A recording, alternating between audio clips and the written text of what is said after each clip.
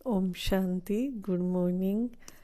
आज जो है 18 जनवरी है। हमारी जो संस्था के संस्थापक थे प्रजापिता ब्रह्मा बाबा, उनका लौकिक नाम जो है दादा लेखराज था। आज के दिन वो इस संसार को छोड़ करके तो क्या, हमारे वो अब भी साथ हैं। एक पुराना शरीर छोड़ करके अव्यक्त फरिश्ता बन गए।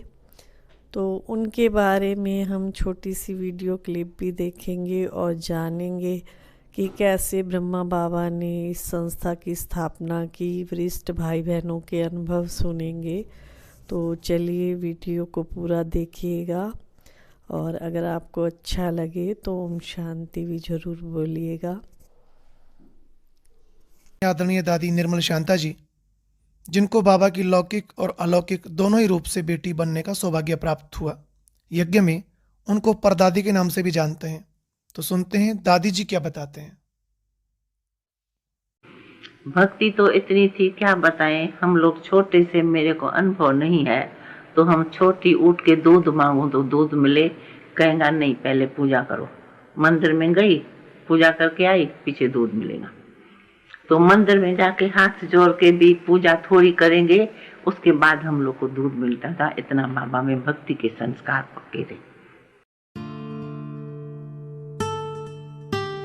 बाबा का जो कारोबार था, बाबा अपने क्षेत्र में एक रॉयल ज्वेलर की हैसियत में माना जाता था, और बहुत करके उनका मिलन जुलन, उठना बैठना ज्यादा करके रॉयल्टीज में होता था। लेकिन अचानक 1933 में बाबा को वैराग्य आने लगा। वो हीरे मोती उनको पत्थर के समान दिखने लगे।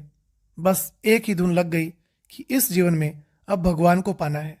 लेकिन कैसे, वो कुछ समझ नहीं आ रहा था। इस विचार के चलते बाबा ने आखिर फैसला ले ही लिया कि अब लौकिक कार्य से निवृत्त होकर इसी तरफ अपना सारा समय लगाना है। और 1934 में बाबा ने अपना बिजनेस समेटकर अपने भागीदार को सौंप दिया। बाबा के जीवन में परिवर्तन 1933 से इमर्ज हुआ था। 34 में बाबा ने अपना व्यवहार समेट के अपने भागीदार को दे दिया, और बाबा ने उसको यही कहा कि अब मेरा समय आ गया है और ये कारोबार तुम संभाल लो। जो दे सकता है वो मेरे को दे देना। मैं कोई व्यवहार में अभी कोई दिलचस्पी नहीं रखता हूँ। अभी ये तो सुनिए आपने बाबा के लौकिक जीवन की कुछ बातें। अभी हम जानेंगे कि बाबा का अलौकिक जीवन कैसा था।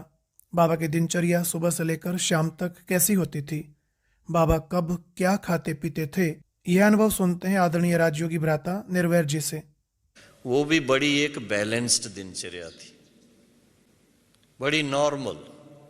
सुबह के टाइम पर नाश्ता लेंगे, बीच में फल लेंगे, दिन के टाइम पूरा भोजन करेंगे, शाम के टाइम सूप लेंगे खेल के बाद, और रात का भोजन करेंगे। सोने से पहले थोड़ा 1 कप दूध लेंगे। लेकिन बाबा का विशेष एक ध्यान जरूर रहता था, कोई भी एक्टिविटी करें वो याद में रह करके करें। बाबा की दृष्टि ही कईयों की बीमारी को ठीक कर देती थी। लेकिन बाबा हमेशा कहते थे, बच्चे निराधार बनो, खुद योग में शक्ति भरो। दृष्टि से भी पता लगता है, बाबा दृष्टि देता है, शक्ति आ जाती है।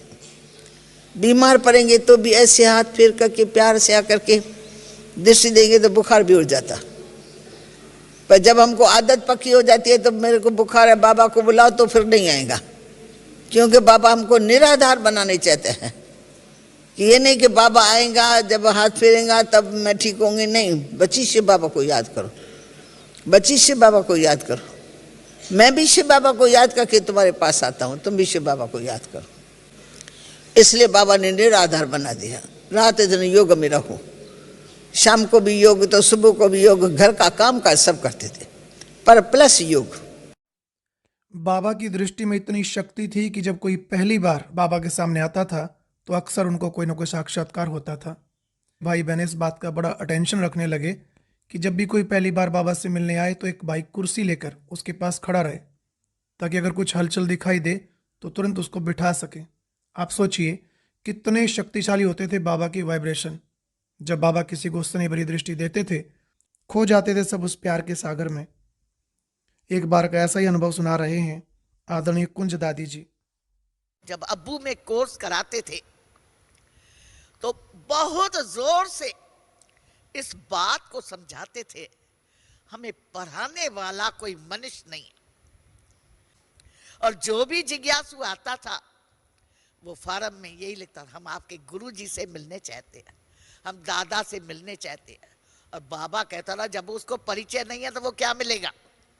इसलिए बाबा मिलेगा 7 दिन के बाद, वो पक्का समझ ले कि हमें पढ़ाने वाला कोई मनुष्य नहीं है, डायरेक्ट ऑलमाइटी।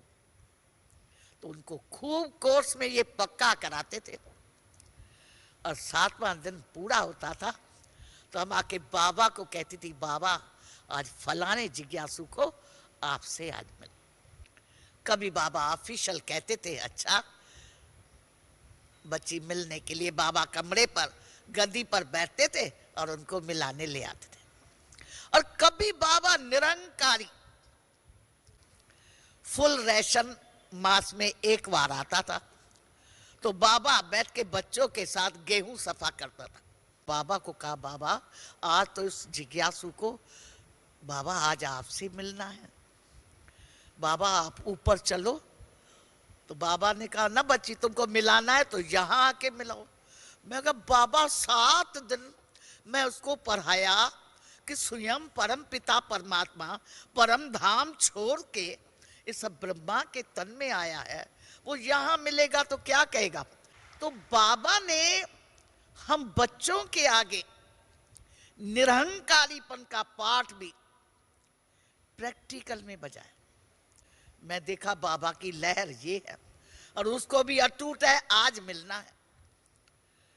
मैं आपको क्या बताऊं, वो जिज्ञासु आया तो भी बाबा गेहूं सफा करते। तो मैं बाबा का, बाबा भैया जी आए। बाबा ने उठ के ऐसे दृष्टि थी, उसको तुरंत विष्णु का साक्षात्कार हुआ। आपको क्या बताएं, भाइयों को साक्षात्कार होता है, सदा उनके गिरने का डर रहता है। तो विश्वरतन दादा को बुला के मैं कहा, दादा कुर्सी ले आओ और पीछे पकड़ना। उसने फौरन कह दिया, आप तो विष्णु के अवतार हो, आप तो भगवान साक्षात विष्णु का अवतार हो, ये करना। बाबा ने कहा, कुंज बेटी क्या देखा। मैं कहा, बाबा गाया गया ईश्वर की गति ईश्वर जाने और न जाने को। तो बाबा आपकी लीला तो अपरम अपार है।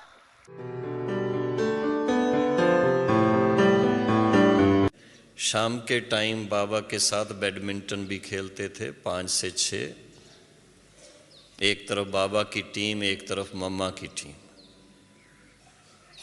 और उनके साथ में 2-2 विश्वरतन दादा और कोई और होंगे।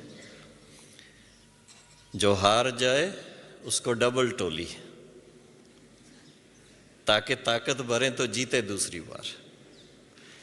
कहते ना, भगवान की सब बातें दुनिया से न्यारी हैं, उसकी रीत रस्म सब दुनिया से न्यारा है। और अव्यक्त होने के बाद बाप दादा ने जिस तन का आधार लिया, वो परम आदरणीय दादी गुलजार जी अपने अनुभव में सुनाते हैं कि हम बचपन में अपनी माता जी के साथ बाबा के पास यज्ञ में आए। बाबा ने ही हमको पढ़ाया लिखाया और हमारी पालना ठाकुरों की तरह की। दादी जी बताते हैं कि सीजन का पहला फल जो भी मार्केट में आता था, वही फल बाबा हमारे लिए मंगवाते थे। तो बाबा जो भी सीजन का पहला फल निकलता था, वो बाबा खुद हम लोगों की पढ़ाई होती थी, यानी तैयार हो करके नाश्ता करके, हमारा स्कूल के माफिक जैसे सिस्टम है ना, बेंच होती है, टीचर होती है, कापियाँ पेंसिल होती है, ऐसे ही पढ़ाई बाबा ने हमारे को कराई। बाबा खुद रिसेस के टाइम अपने हाथ से वो फल काटता था, फल काट करके, और रिसेस के टाइम हर एक बच्चे को ऐसे बाह में लेके अपने हाथ से मुख में खिलाते थे। बाबा जितने गंभीर थे उतने रमणीक भी थे। कभी कभी हंसी मजाक भी कर लेते थे, पर उनके इस रूप से भी सेवा ही होती थी। दूसरों का उमंग बढ़ता था, सेवा बढ़ती थी। एक दिन बाबा कमरे में थे और मक्खी तंग कर रही थी, तो उसका प्लास्टिक का था, उससे मैंने मक्खी मारी और उसको लेके हम बाहर चले फेंकने। और ने कहा नहीं बच्ची इधर ला, ये बड़ी काम की है, ये मक्खी सर्विसेबल है, फेंकना नहीं है। बताओ क्या सर्विस करेगी मक्खी। तो बाबा जिस बहन को पत्र लिख रहे थे उसमें एक लाइन बढ़ा दिया कि बच्ची तेरी सर्विस वृद्धि को क्यों नहीं पाती है, क्या तू दिन भर बैठे मक्खी मारती है, और पोस्ट करके मक्खी को भेज दिया।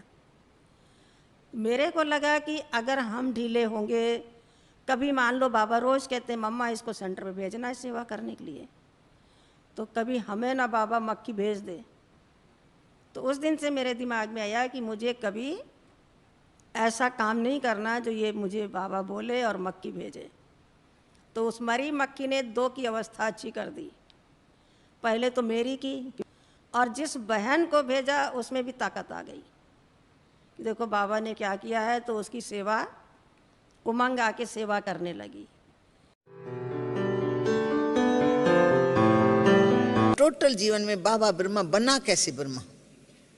साधारण व्यक्ति एकदम से उच्च बन जाए, इतना जो सारी सृष्टि का आदि पिता ब्रह्मा बाबा सेकंड में तन मन धन सहित समर्पण हो गए। धन तो बहुत देती है, पर धन का अपमान भी होता है। धन के बाद पश्चाताप भी होता है, मैंने सब धन क्यों दिया, कुछ मुझे रखना चाहिए था बच्चों के लिए, पोतरों के लिए, दोतरों के लिए। बाबा ने दिया सो दिया। सरेंडर होने के बाद कोई भी संकल्प नहीं, कोई भी पश्चाताप नहीं, कोई भी वर्णन नहीं, अपमान भी नहीं। बाबा हमेशा ही यह शिक्षा देते थे कि संसार के सभी प्राणी मात्र के साथ सदा श्रेष्ठ और एक समान व्यवहार हो। कभी भी, चाहे कोई पशु हो, पक्षी हो, किसी के साथ भी भेदभाव न करो। बाबा ने कहा अच्छा बच्चों तुमने तो देख लिया है ना कि कैसे गाय को खिलाया जाता है, कल से तुम करो। शाम को बाबा ने बुलाया, इधर आओ, तुमने कैसे दिया? तो उसने कहा बाबा जो गाय ज़्यादा दूध देती उसको ज़्यादा चूनी दिया, और जो गाय कम देती उसको कम दिया, जो बिल्कुल दूध नहीं देती उसको सिर्फ भूसा दिया है। तो बाबा ने कहा नहीं बच्चे बराबर का दो, जो आज नहीं दूध दे रही भविष्य में वही तो देगी, और जो आज दे रही वो भविष्य में नहीं देगी, तो कमज़ोर गाय कैसे आगे दूध देगी? बच्चे बराबर का दो।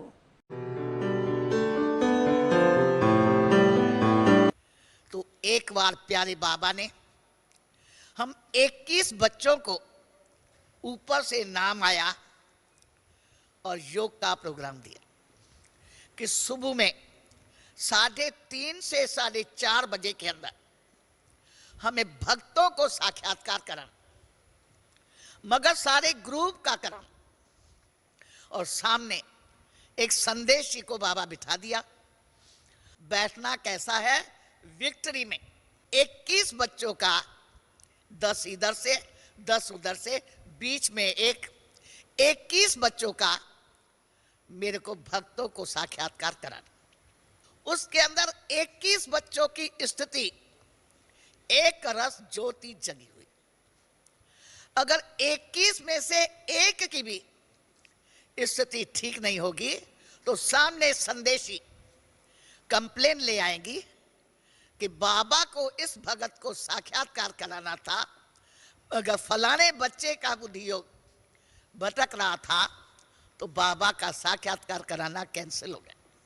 बाबा ने कहा जैसे बच्चे आप जानते हो ना, ग्रुप का फोटो निकाला जाता है, अगर फोटो के अंदर एक भी हिल जाता है तो फोटो खराब हो जाता है। इसी रीति से तुम 21 बच्चों में से एक की भी स्थिति अगर उसी टाइम, अब 1 घंटे में वो 5 मिनट 3 मिनट साक्षात्कार कराने के बाबा जाने कौन से है, मगर उसी टाइम में अगर कोई की भी स्थिति ठीक नहीं होगी तो ऊपर से कंप्लेन आए।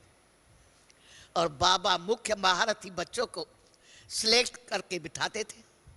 तो महारथी को तो अपनी पाक को संभालना है, ऐसा ना हो हमारा नाम आ जाए, इसकी बुद्धि भटक रही थी, इसलिए बाबा का साक्षात्कार कराने का प्रोग्राम कैंसिल हो जाएगा।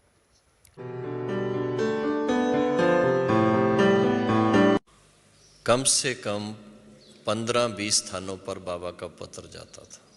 और जैसे जैसे बाबा लिखते थे, अभी कई तो पढ़ लेते थे बाबा के अक्षर, कोई, लेकिन अधिकतर जो नहीं पढ़ सकते थे सिंधी स्क्रिप्ट, उनके लिए ऊपर में ईशु दादी हिंदी में लिख देती थी। खास पोस्ट के लिए समय था कि इस समय जाएगी तो अगले दिन ये दिल्ली में, बॉम्बे में, सब जगह मिल जाएगी। बड़ा पर्टिकुलर बाबा उस बात को रखते थे, 1 मिनट भी आगे पीछे नहीं होने देते थे। बाबा ऐसा मानते थे कि दुनिया में कोई भी कार्य छोटा या बड़ा नहीं होता। अगर कार्य करते हुए हमारी स्थिति और स्मृति श्रेष्ठ है तो हर कार्य श्रेष्ठ है। बाबा छोटे से छोटे कार्य को भी पहले खुद प्रैक्टिकल करके दिखाते थे और फिर अपने कर्म से दूसरों को शिक्षा देते थे। बाबा ने कहा नहीं बच्चे, तुम गोबर को इकट्ठा करो, उसका लड्डू बनेगा, कोयला मिला करके राख तो काम आएगा सिगड़ी में जलाने का। बाबा मुझे तो आता नहीं है, तुम इकट्ठा करो और मैं बना के दिखाऊंगा, तुम्हें सिखाऊंगा। अब भगवान त्रिलोकीनाथ और विश्व कल्याणकारी जो सुख शांति का सागर, वो बेचारा गोबर का अच्छो बनाने लड्डू, उसने सब इकट्ठा किया। बाबा आप चलो, बाबा गए, मिलाया और लड्डू बना के उसको सिखा रहे थे। इतने में कोई विशेष व्यक्ति आया और पहरे वाले भाई से पूछा कि मुझे बाबा से मिलना है, दर्शन करना। उसने भी सहज भाव में बता दिया कि बाबा तो गौशाला में गए हैं, और वो भी चला गया। उसने जाते ही बाबा के पैरों पे सिर रख के दंडवत कर लिया। उसको गोबर और भूसा कुछ नहीं दिखा। उसको दिख रहा है कि श्री कृष्ण गेंद खेल रहे हैं ग्वाल बालों के साथ। तो एक वो बन गया ग्वाल बाल और एक श्री कृष्ण, और दोनों गोबर ले रहे हैं, रख रहे हैं, क्योंकि बाबा बना के देते थे और वो लेके रखता था। तो बाबा ने बताया कि देखो, जब अपनी स्थिति श्रेष्ठ होगी, स्मृति श्रेष्ठ होगी, तो सारा काम श्रेष्ठ होगा। काम छोटा कुछ नहीं होता है।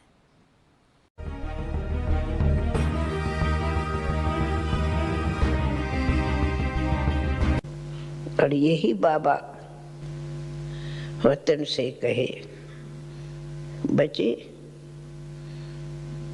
हमने सिर्फ देश बदला है, स्थूल देश से साकार देश से अव्यक्त वतन सूक्ष्म वतन वासी बना हूँ। बच्चों, मैं आप सबके सिवाय घर नहीं जाऊंगा, तुम सबको घर ले जाऊंगा। रूप बदला है पर मैं छोड़ के नहीं गया हूं, मिलता रहूंगा, मिलता रहूंगा। अच्छा जी, ओम शांति।